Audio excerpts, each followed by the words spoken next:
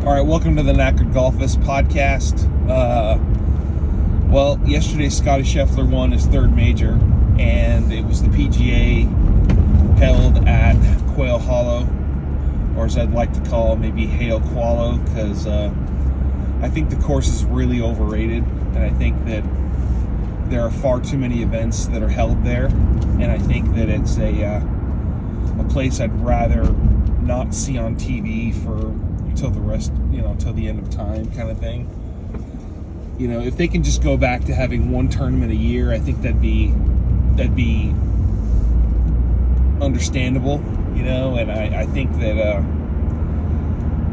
the amount of rain they had, I don't know, there's so many things that went into this tournament. I'm just so thankful that at least Scottie Scheffler won, you know, after all of the craziness and all of the hubbub that happened last week with regard to the PGA, because I think the PGA is, you know, it's not really a major. It hasn't really been a major in the last few years. I mean, last year was, I think it was a joke, because Xander won with 21 under par, and in my view, that doesn't seem to be, you know, a major kind of a winning score, you know. And I don't think that I really don't think that I can't emphasize enough how much I cannot stand the PGA being held in May. And you go into this tournament worrying that it's going to be ruined by rain, and then it happens, and then finally something good comes out of it, like Scottie Scheffler winning, which is I just love watching Scottie Scheffler play. He's a magician with his clubs and what he does. Every shot that he hits is different, and I just love that. I love that about him. I love the way he doesn't really acknowledge the fans that are seeking autographs and all this other stuff. I really love the fact that he can just keep his focus, and he can, you know, keep his calmness all throughout the day when he's playing. And he just gets it all done. He just gets it done, you know. He has zero worries about how people feel about him. He just goes out there and just kills everything. You know, he is a bona fide killer, and he's a masterful at it. You know, he's just able to focus. He's able to, I mean, Dottie Pepper said something, he's got this magical gift of being able to lower his heart rate to not get excited about different things and about situations, because golf is about getting into and out of bad situations all the time. And just it's just such a great example of what a person can actually do with their focus. And, you know, I love the family aspect of him being on tour and being in these majors. Every time he wins, he's always over there hugging his wife and kissing his wife, and in this case, you know, he was walking around with his year-old son, kind of thing, and it was just awesome. I just love seeing that, and I got a little verklempt with that, watching that, and it's just so great to see that. And all these I don't know if you want to call them parasites that are trying to get to him via, you know, whatever it is, like congratulating him with an empty water bottle kind of thing, with the hug, whatever. I mean, I don't know. Bryson is a bit of a weirdo. You know, he's weird and he's awkward. But in that moment, he was like at the scorer's door, waiting for Scottie just to give him the congratulations. I mean, whatever. I mean, whatever, that's fine. But it's like, it's a little awkward. You know, Scottie's able to just do everything without all this excessive influence from other people. And I think that it's great. I think that he's got a good team behind him. He's got a great family. He's got his golf coach, which the way he was talking about him on the during the trophy presentation was great, because you could tell, even though he was in sunglasses, you could tell he was getting emotional about it. And the recognition that he got for teaching Scottie golf was great. And the PGA gets under my skin a lot with tournaments and with politics and whatnot. They just get under my skin. But in that moment, I think that he really got recognized for what he did. And I got a coach that taught me golf, and I haven't had much other lessons other than him. It was Coach Ivanchek. So I salute him for what he's done, and he's helped a lot of people get to play golf better, and so it's awesome. It's awesome to see that. And it's great. He just completely annihilated everybody. He was up by 6 shots going into the 18th hole, and he got it done. I predicted that he would win by a large margin, and he did. He was gonna. I guess he was going into 18 with a 6-shot lead, and then he bogeyed 18, and then it was just a 5-shot margin. And it was just awful. No, it was awesome. Nobody could touch him. Nobody could touch his confidence. Nobody could touch his demeanor. Nobody could touch his focus.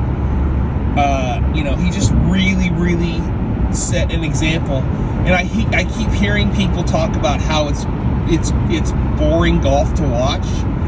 No, there's no way, in my opinion, that watching Scottie is boring. Because if you're actually bored by watching Scottie Scheffler, you're not paying attention, I don't think. And I think that with the way that he plays his game, it's almost like he's in a different league. He's almost, he swings the club different. He's able to do footwork and wrist work during the moment of impact and all this other stuff. He's just able to do it all, and nobody comes close to what he can do. He's got the mindset, and he's always trying to improve. Even he was talking to people about him not swinging the club all that good the first 2 days, and then he got a lesson from his coach, and he was able to just focus on that, and then he had a question or two from his caddy and whatnot, and he ripped one down the 10th fairway, and it was just great. And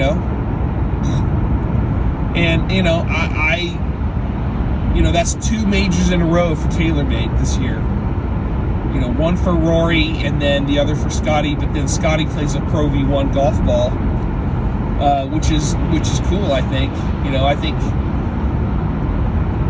those guys should be able to play anything they want, and he's got the combination that works.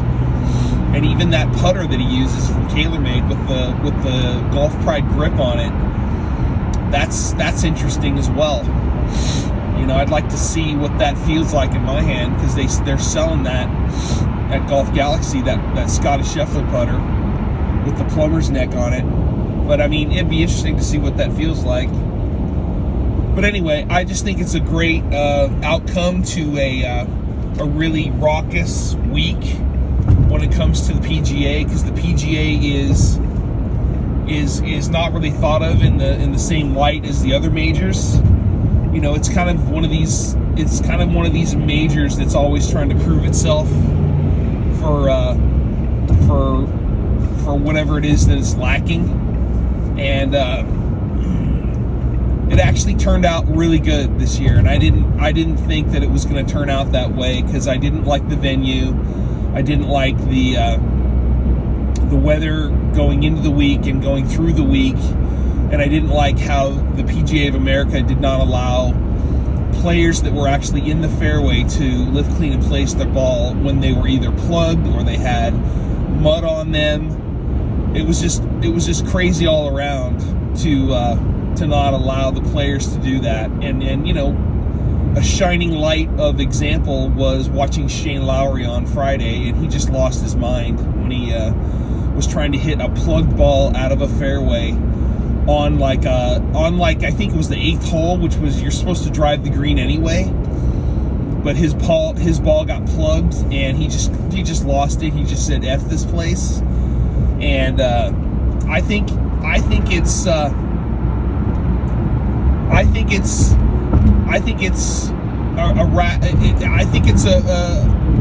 an example of what those guys had to do to. I mean, I know they're the greatest players in the world, and I know that they can, hit the ball wherever they want. But if your ball's plugged in the middle of a fairway, and you should be rewarded for being in the fairway, you really should.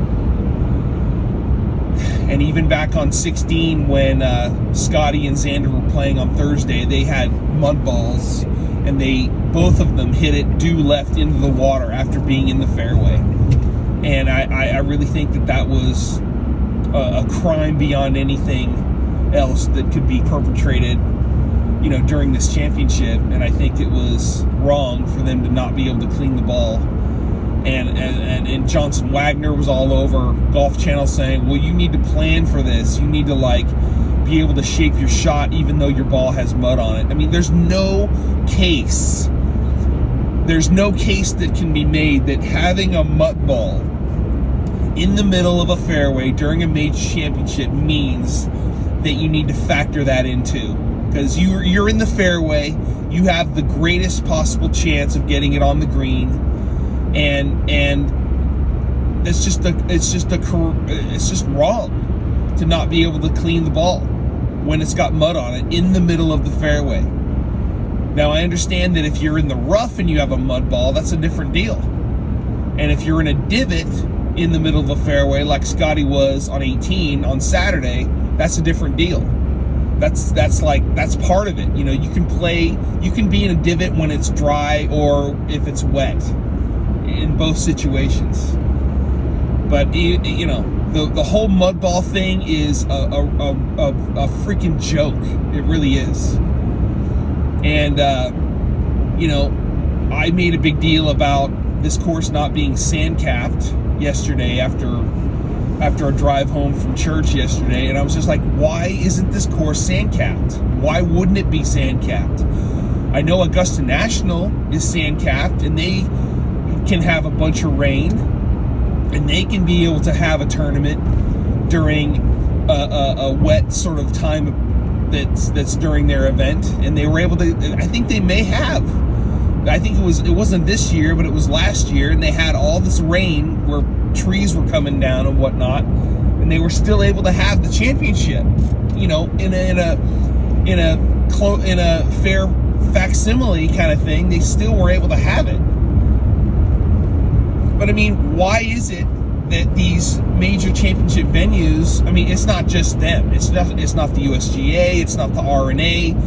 You go to any course in the UK, and they are completely prepared to deal with a rainy tournament, like what it was last year at Royal Liverpool. It was raining the whole time, and yet there was no problem with standing water, and there was no problem with water not being able to drain, properly. And still, what's his name? Still won, the left-hander. The left-hander from Georgia? He won, and so it was no problem to have rain back then. Same goes for the USGA. Obviously, if the tournament's being held in June, they're not going to have to deal with as much rain, depending on whatever course they choose to play the event at. I was watching something a few weeks ago where it was 1991 at Hazeltine, Minnesota, and a few people were killed that were hit by lightning, and that place had been deluged with rain, I think, leading up to the tournament, but yet they still had it. So I don't know what the difference was back then as opposed to it is now. I mean, if you're going to have an event like that, you got to have the facilities to be able to hold, or actually to be able to run the water away from wherever the rain's coming from. And so that's how that looks. You know, they can have it anywhere in the country. But obviously, it's the USGA, it's June, it's probably not going to get, the chances are less likely to have rain, you know, at least on the West Coast.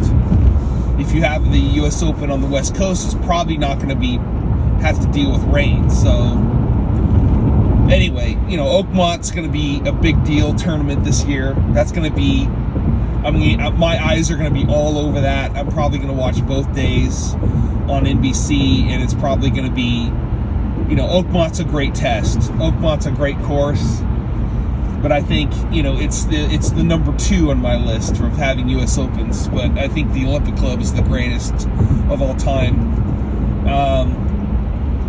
And so, yeah, so we're back to the PGA. So then, you know, Scottie won with 11 under, and I guess that's a better, more respectable score to have the winning score for the PGA. I thought that was good. It wasn't 21 under, so that's good. So, and then the second place was at 6 under, so that's good. That's good. That's a good test. But still, you know, you had, I don't know, it worked out well, and I'm glad Scottie won, and I'm glad that that the tournament is over, and I'm glad that we can move on to the U.S. Open at Oakmont. So yeah, so I think it'd be great if Scottie won the U.S. Open, and I think it'd be great to see how that all unfolds, and I think it'll be, you know, he'll definitely be a favorite. And I think,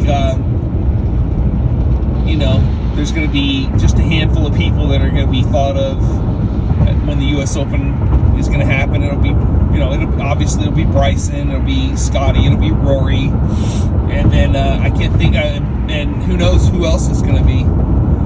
So anyway, I guess that's about it. So I'm glad that Scottie won, and I'm glad that we got to spend at least 20 minutes with his family on camera after he won. And I thought that was great. I just thought it was great. You know, CBS did a great job on the production of the tournament, of the broadcast, and I thought it was great. So